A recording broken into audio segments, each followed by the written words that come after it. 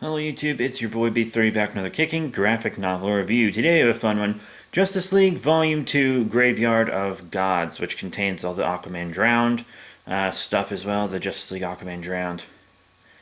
I got this one on Kindle, just because I got the first one on Kindle, so I want to keep the whole run in the same format, you know? Uh, Plus, I don't want to go to the bookstore with COVID and everything. I have a heart condition, so I'm at huge risk.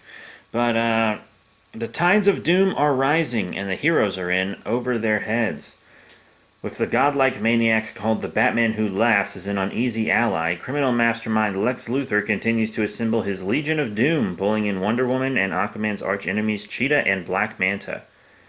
But an even deeper and deadlier threat is on the way. The ancient sea gods called the Ocean Lords have risen, and their grudge against Atlantis and the Amazons threatens to drown the Earth. Arthur, Diana, and the rest of the League must stop both the Legion and the Lords, or the secrets now surfacing could drag all hope away in the undertow. Dive in as comic superstar Scott Snyder teams with writer James Tynion IV and artist Francis Manapul, Howard Porter, Mike Janine, Jorge Jimenez, Fraser Irving, and more for an incredible new adventure. Collects Justice League 8 through 12, Justice League Aquaman Drowned Earth Special Number 1, and Aquaman Justice League Drowned Earth Special Number 1. Yeah, pretty cool. The Batman Who Laughs is basically just in it for a cheap way to boost sales. He's more relevant later on because of the death metal stuff. But in this book, he basically just tells Lex the name of one of the multiverse gods. Nocturna or whatever, I forget. But, yeah, this is mostly Aquaman Drowned Earth, but they put the Batman Who Laughs on the cover, even though the cover should have really been a Drowned Earth cover, because that would have made more sense.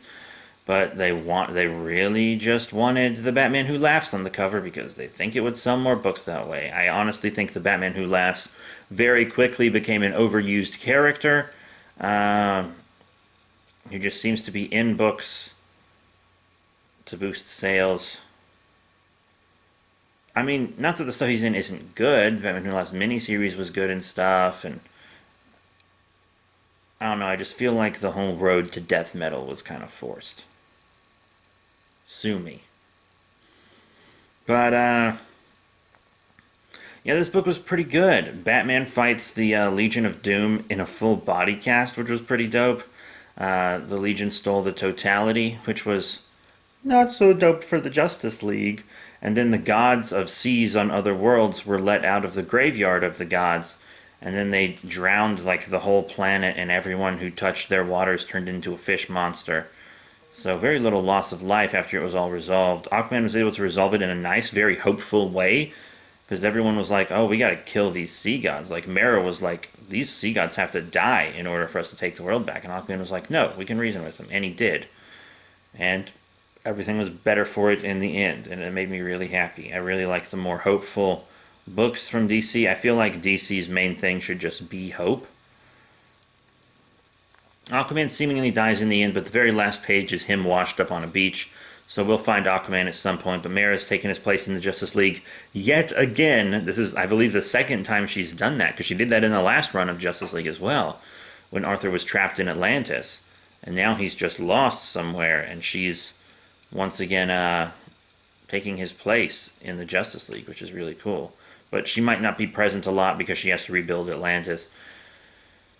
So we'll see. We'll see. I'll get Volume 3 soon at some point. This actually has a huge list of people whose work I love. Scott Snyder, James Tynion IV, Jorge Jimenez, Francis Manapul. Like, all these names are like big names to me. So that was really dope. And I really like the Legion lineup with the Ultraviolet Sinestro and the Joker, Lex Luthor, Cheetah, Gorilla Grodd, and his slow baby. His turtle baby.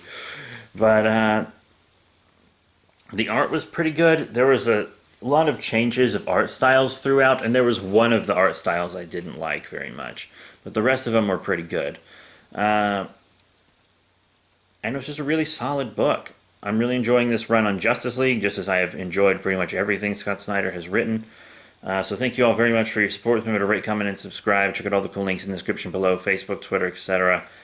And I I'll see you all next time. I think I'll be reviewing Superman Wonder Woman next time, but I'm not totally sure.